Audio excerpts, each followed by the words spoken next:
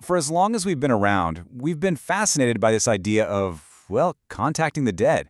And probably the most dramatic, maybe the most controversial way to do that, the séance. So let's dive into this ancient ritual that, honestly, still captivates us today. And really the big question has always been the same, right? Are these experiences a genuine connection to another world, or are they just really elaborate performances? Kind of a mix of hope, psychology, and maybe a little bit of illusion. That's exactly what we're going to dig into. I mean, a classic séance, it's anything but subtle. We're talking about real, physical stuff, supposedly happening in a dark room. You've got tables lifting right off the floor, ghostly hands appearing out of nowhere, trumpets floating through the air, and of course, you have those mysterious messages and rapping noises that seem to be coming from, well, the great beyond. Okay, so to really get a handle on the whole séance thing, we've got to go back, way back. We need to look at where it all kicked off, and that's the 19th century. This was like the golden age of spirits. The conditions were just perfect for this whole phenomenon to absolutely explode onto the world stage. And the word itself, it's actually pretty simple. Séance, it's just French for a session or a sitting. Kind of a boring everyday word for something so incredible, right? Just a sitting where people try to talk to the dead. So where did this all come from? Well, the Big Bang, the flashpoint, was in 1848. You have the Fox sisters in New York, and they claim they're talking to a spirit using a series of knocks. And their story just went viral, 19th century viral. This one event sparked the entire global movement of spiritualism. Before you know it, mediums are basically celebrities. And even the scientific community got involved, forming these societies to try and seriously investigate these wild claims. But why then? Why the Victorian era? Well, it was a total perfect storm. I mean, you had high mortality rates from diseases and war, so grief was just everywhere. At the exact same time, there was this massive explosion of scientific discovery. So people were on one hand, desperate for comfort, and on the other, super curious about the world.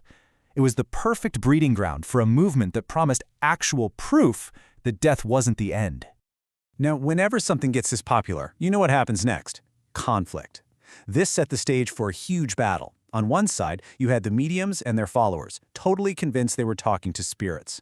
And on the other side, the skeptics. And a lot of them were actually stage magicians who were dead set on proving it was all just one big trick. And the most famous skeptic of them all?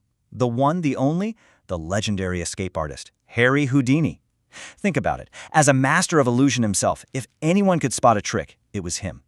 He basically made it his personal mission in his later life to go to seances and expose exactly how the magic was being done. So what did Houdini and the other skeptics find? Well, they started pulling back the curtain on all the tricks of the trade. That floating trumpet, turns out it was probably just a hidden wire and some phosphorescent paint. Those eerie spirit voices, a lot of the time, that was just good old-fashioned ventriloquism. And those ghostly apparitions, yeah, likely a secret assistant and some very clever misdirection. But here's the thing. Exposing fraud is only one piece of the puzzle. Because for so many people, the experience felt profoundly real. I mean, even when there was no obvious trickery going on. So to understand that, we have to stop looking at the stage magic and start looking inside the human mind. Okay, so a huge concept here is something called the ideomotor effect. I know, it sounds complicated, but the idea is actually super simple. It's when our brain tells our muscles to move, but we don't consciously decide to do it. It's an unconscious movement that feels, to us, like it's being caused by some outside force. The absolute classic example of this, the Ouija board. It totally feels like some spirit is guiding your hand on the planchette, right? Well, what psychology tells us is that it's actually the tiny involuntary muscle movements of everyone touching it that are doing all the work. So yeah, it's not a ghost, it's you. Or more specifically, your subconscious. And it's not just the ideomotor effect. There are other really powerful psychological things going on. For starters, if you're grieving, you're just naturally more open to believing this could be real. Then you've got the whole atmosphere of the séance itself. The dim lights, the quiet voices, that feeling of anticipation, it's all designed to heighten your senses. And when everyone else in the room is a believer, that social pressure, that shared experience, just makes it all feel even more real. So you might be thinking, okay, that was the Victorian era. What about now? Well, the séance didn't just disappear. Oh no, it's just evolved.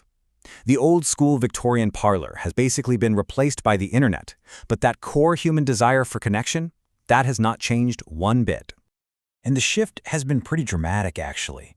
The candlelight and the levitating tables of the past, they've given way to ghost hunting live streams, digital apps, and EVP recorders. And while sure, you still have celebrity mediums, a lot of the focus today is less on pure spectacle and more on emotional healing for the people involved. All of this brings us right back to where we started, back to that central question. But now, it feels a little more complex, doesn't it? We're really looking at this collision, this clash between the cold, hard demand for scientific proof and this really powerful, undeniable human need. So you basically have two completely different ways of looking at this. From a scientific point of view, it's pretty clear-cut. There is zero verifiable, repeatable evidence of communication with the dead. Everything can be explained away by psychology or just straight-up illusion. But then, there's the human view. And from that perspective, the experience can offer profound comfort, solace, and hope. It feels incredibly real. And that feeling, it really matters to the person having it. So the verdict on whether seances are genuine really just depends on how you define that word genuine. Does genuine mean it has to be something we can measure in a lab with scientific proof? Or is an experience genuine if the emotional impact it has on someone is absolutely real and profound? And maybe that's the real takeaway here. You know, whether or not a seance actually proves there's an afterlife, it definitely proves something really profound about us. It reveals this deep, enduring, and very human desire we have to find meaning, to find connection, especially when we're staring into the face of the ultimate unknown. So, I'll just leave you with this to chew on. When it comes to the big questions, like what happens after we die, what's more important to us, the cold, hard, scientific proof, or the deep, personal, emotional truth that we feel?